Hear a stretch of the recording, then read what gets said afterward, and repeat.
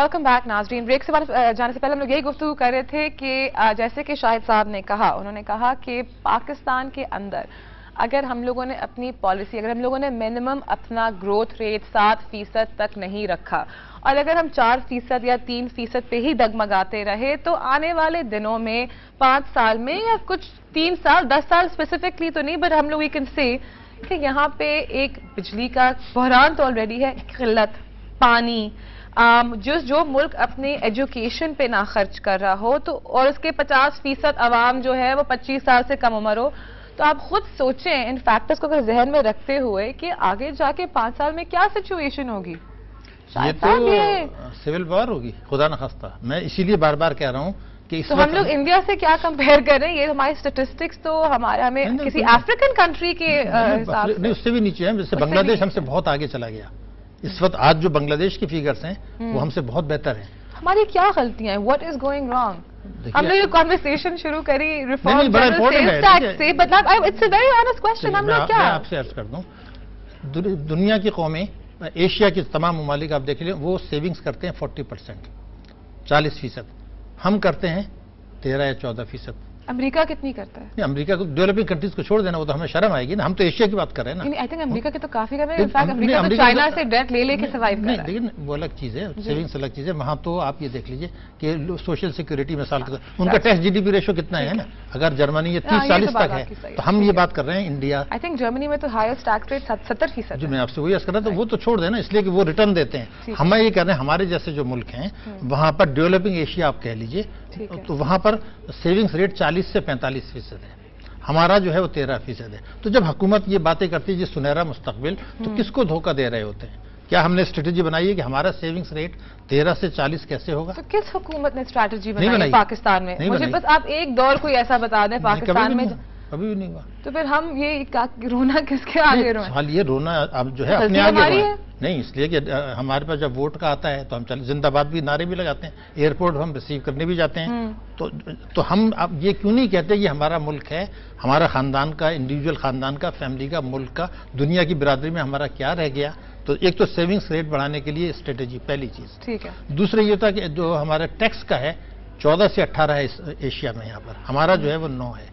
इसका मतलब 800 अरब रुपए साल हम कम कर रहे हैं और इन्वेस्टमेंट अब आ नहीं रहा, बिल्कुल नहीं आ रहा। तो सवाल ये पैदा होता है कि अगर हम गिरो नहीं करेंगे तो फिर ये जो आबादी हमारी बढ़ रही है, लोग बाहर से लोग वापस भी आएंगे, एक्सपेट्रिएट पाकिस्तानी, दुनिया में हालात बदल रहे हैं, तो हम एक बड़े क्राइसिस की तरफ जा रहे हैं। इसलिए लेकिन हमारा जो फॉरेन रिजर्व्स है वो तो बढ़ गया। नहीं, बिल्कुल नहीं बढ़ा। नहीं, क्योंकि मैंने पढ़ा था, शायद आपने बात करें, क्योंकि जो फैमिलीज बाहर रह रही हैं वो पैसे ज्यादा भेज रही है मेरे ख्याल से आजकल। कुछ हो रहा है, बांग्लादेश आपसे ज्यादा रेमिटेंसेज आ रही हैं। हम हालात को देखें, आज की जो फिगर है इस साल की, बांग्लादेश ने रेमिटेंसेज हमसे ज्यादा भेजी है, एक चीज।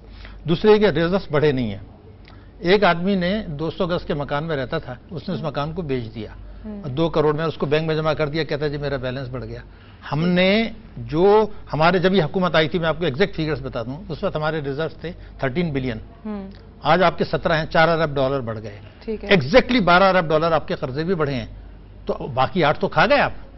तो रिजर्व्स बढ़ने को ये कर्जे लेके नहीं, रिजर्व्स बढ़े हैं, ये कोई एक्सपोर्ट करके नहीं बढ़े हैं आपके। देखिए 2 साल में आपने मिसाल के तौर पर 32 अरब डॉलर का ट्रेड डेफिसिट आपका हो गया, यानी इंपोर्ट्स आपकी ज्यादा है, एक्सपोर्ट कम है। तो 32 अरब डॉलर अगर आप ये करेंगे तो फिर आपके रिजर्व्स कहां से आएंगे? फिर कर्जा लेंगे, फिर वापस कैसे करेंगे? देखिए मुझे ये बताएं, कर्जा तो मेरे ख्याल से मेरे बच्चों के बच्चे ही देंगे, because this is passed on from generation to generation. ठीक है, ये नहीं है कि हम लोगों ने कर्ज लिया तो माफ हो गया, ये आगे चलता है। लेकिन मुझे ये बताएं, हल पे आते हैं, क्योंकि इट्स वेरी इंपॉर्टेंट कि क्रिटिसिज्म भी हम लोग करें, लेकिन साथ साथ हम लोग एक वॉर ऑन टेरर में भी फंसे हुए हैं बहुत बुरी तरह से, जो अब हमारी जगह है वो भी लड़नी है। डिफेंस बजट जो है वो कम नहीं हो रहा, और हर डेमोक्रेटिक गवर्नमेंट यही कहती है कि डिफेंस बजट नहीं कम होता, हम लोग कहां से पैसे दें, तो उसका कौन रिस्पॉन्सिबल है?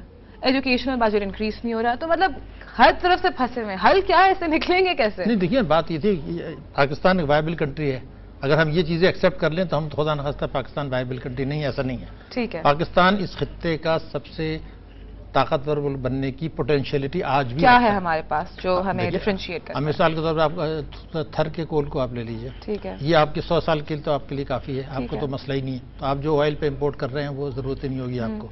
हमारा जो बलूचिस्तान की साहिली पट्टी है वहां से आगे चल के आप देखेंगे 70% ऑयल की दूसरी ट्रेड वहीं से गुजरनी है, जिसके लिए सारी दुनिया की नजरें जो बलूचिस्तान पर आज हैं, अमेरिका की जो नजरें वहां पर हैं दूसरों की हैं, ऐसा नहीं है। ये बहुत वो पूरे पाकिस्तान को फीड कर सकता है। ठीक है। फिर आप कॉटन को ले लीजिए, हम जितना 1 लाख बेल जो कॉटन होती है हम उससे एक्सपोर्ट करते हैं, उसी प्रोडक्शन पर चाइना उससे 4 टाइम्स ज्यादा करता है, वैल्यू एडेड।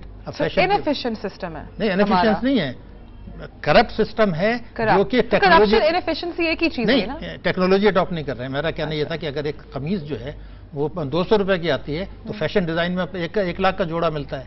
आप नहीं गए हाई टेक की तरफ, हम नहीं जा रहे, वॉर एंड टेरर, करप्शन, इन चीजों में फंस गए हैं। सवाल ये नहीं, यहाँ पे ये भी कहा जाता है, देखें कि हमारे पास इस किस्म का स्किल लेबर नहीं है, हमारे पास आए दिन बिजली जा रही है, हमारी कॉस्ट पर यूनिट बढ़ती चली जा रही है, तो हम कैसे हमने मैं आपसे अर्ज कर दूं, आप रेंटल पावर की बात कर रहे हैं, कोई वेरी इंटरेस्टिंग। मुझे आप बताइए, जब ये हुकूमत आई थी, मैं जो थोड़ी बहुत मेरी नॉलेज है, आप ये कहते हैं जब हम आए तो मुल्क अंधेरे में डूबा हुआ थी, तो रेंटल पावर के लिए आपको 2.5 साल इंतजार करने की क्या जरूरत है खुदा के लिए? या तो करें पहले दिन करें वरना मत करें। 2.5 साल में तो अब आपके विंड के और सोलर के मेटेरियलाइज होने चाहिए थे प्रोजेक्ट। नहीं, शायद साहब ये भी बात तो सही कि as far as wind and solar energy is concern, ये आप भी जानते हैं, मैं भी जानती हूँ कि विंड और सोलर एनर्जी दोनों, वो कॉस्ट पर यूनिट जो इलेक्ट्रिसिटी प्रोड्यूस होती है वो काफी हाई होती है। पाकिस्तान जैसे मुल्क के लिए it's a very good idea कि इकोलॉजिकली फ्रेंडली। इसमें रेंटल पावर में कितना जो टर्की का है, इसमें आपको पता है कितनी हमें? नहीं, आप प्लीज बताइए, क्योंकि जहां तक मेरी गुफ्तगू हुई उन्होंने कहा है कि maximum per unit rental power project से जो पर यूनिट कॉस्ट बढ़ेगा वो आई थिंक 15% से ज्यादा नहीं होगा। नहीं, ये देखिए उसके कहने के 2 तरीके होते हैं। ये 232 आपको मेगावाट है ना मिला, उसको आप पूरे कॉस्ट पर डिवाइड कर रहे हैं। आप ये बताइए कि ये जो 232 मेगावाट है, ये आपको पड़ेगी 15 रुपए से ज्यादा फी यूनिट।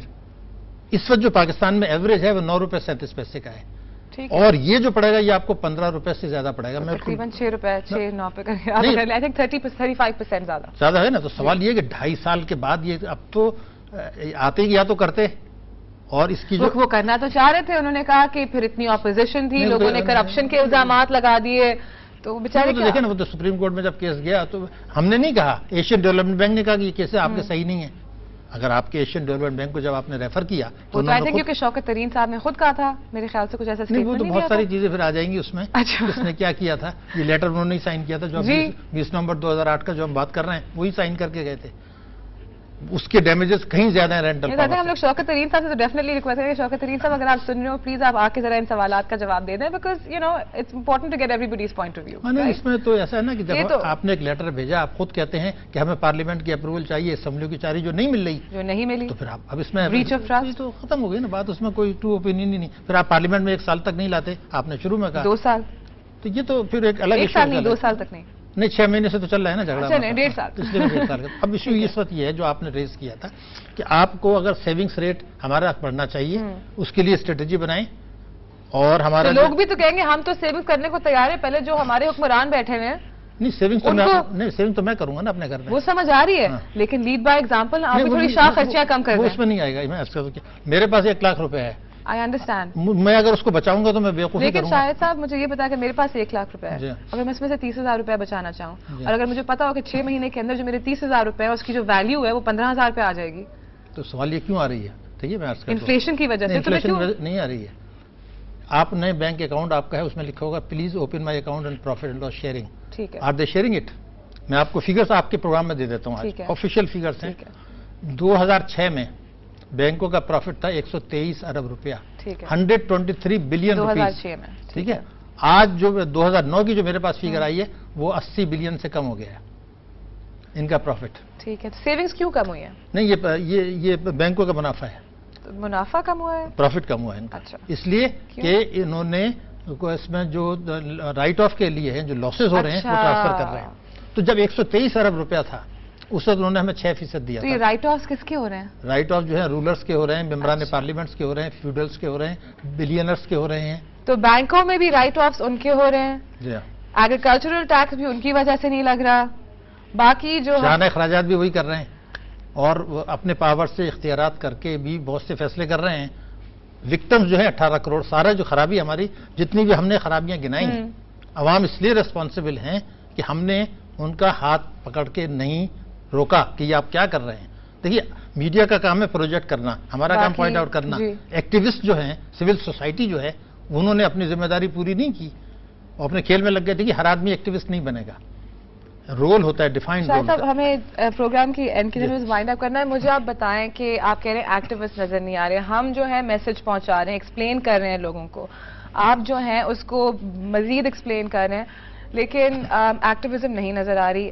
सो यही कह सकते हैं कि मायूसी कभी नहीं, लोग मायूस हो गए, लेकिन साइलेंट मेजोरिटी उन्हीं को, साइलेंट मेजोरिटी। चलिए, thank you very much for joining us, always a pleasure. नाज़रीन, आपने हमारी गुफ्तगू सुनी और हम लोग यही कह रहे थे कि सिचुएशन अभी इतनी क्या काफी ही गंभीर सी लग रही है, लेकिन अवाम, साइलेंट मेजोरिटी जो मायूस है। हमारा मैसेज हमेशा पॉलिटिकल जर्नल पे एंड पे यही होता है कि उम्मीद की किरण और उम्मीद कभी नहीं हारनी चाहिए। कहीं ना कहीं, किसी ना किसी तरह इंशाअल्लाह पाकिस्तान बेहतरी की तरफ ही जाएगा। मीनवाइल, अगर कोई भी ये शो देख रहा हो हमारे हुक्मरान तबके से, प्लीज थोड़ा गौर कीजिए, और जो पाकिस्तान की आवाम है, अगर उसको आप किसी तरह रिलीफ दे सकते हैं, जरूर दीजिए। Thank you for watching political journal. मैं हूं शुमैसा रहमान। सी यू नेक्स्ट टाइम।